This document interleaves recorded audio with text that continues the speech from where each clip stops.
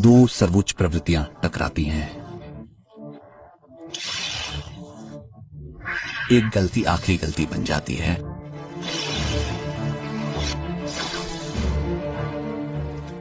सर्प चक्कर लगाता है, कोबरा की बिजली जैसी प्रतिक्रिया को परखता है।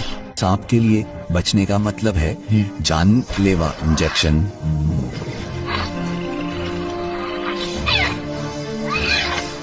काटने पर वो अपना सिर झटकता है, डंक को झटक देता है, फिर वापस अंदर आ जाता है। आंखें बंद हवा का पता लगाने की कोशिश करता है। एक गलत कदम, सर्प कोबरा की रेंज में आ जाता है, धूल में सिमटने को मजबूर हो जाता है। वो जल्दबाजी नहीं करता, धैर्य से हर झटके और हर मोड़ को पढ़ता है और कोई कदम उठाने से पहले पैटर्न सीखता है।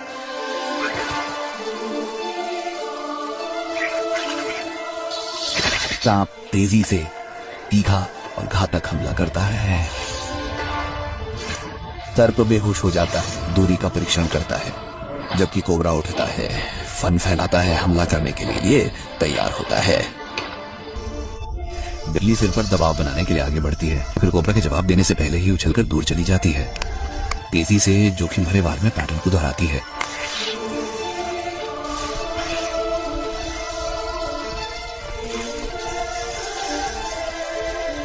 और हर बार जब सर्प पीछे हटता है या सीधा खड़ा होता है तो उसके नुकीले दांत खाली हवा में फट जाते हैं। कोबरा और तेज और लंबे वार करता है।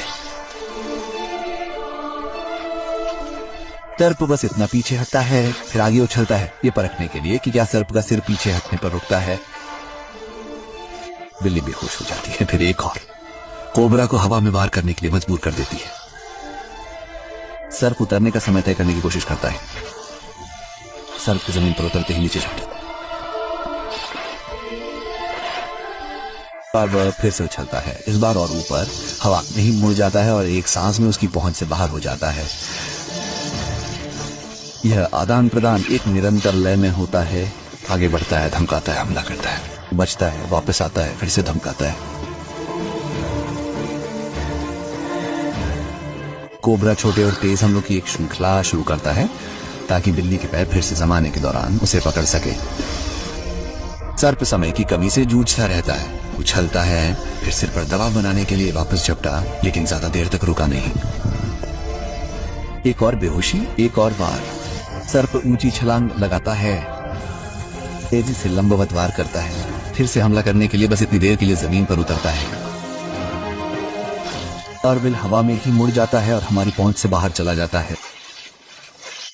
जीत और हार के बीच एक ही लक्ष्य है, सिर, और सर्विल उसे लेने के लिए तैयार है। एक आखिरी छलांग, एक आखिरी प्रतिबद्धता, जबड़े खुले, चेहरे और खोपड़ी पर एक कड़ा प्रहार, एक ऐसा ताला जो काटने को खत्म कर देता है।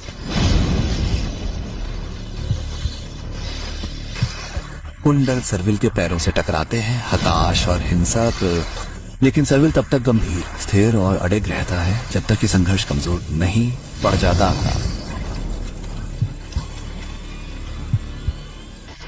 लड़ाई खत्म हो जाती है।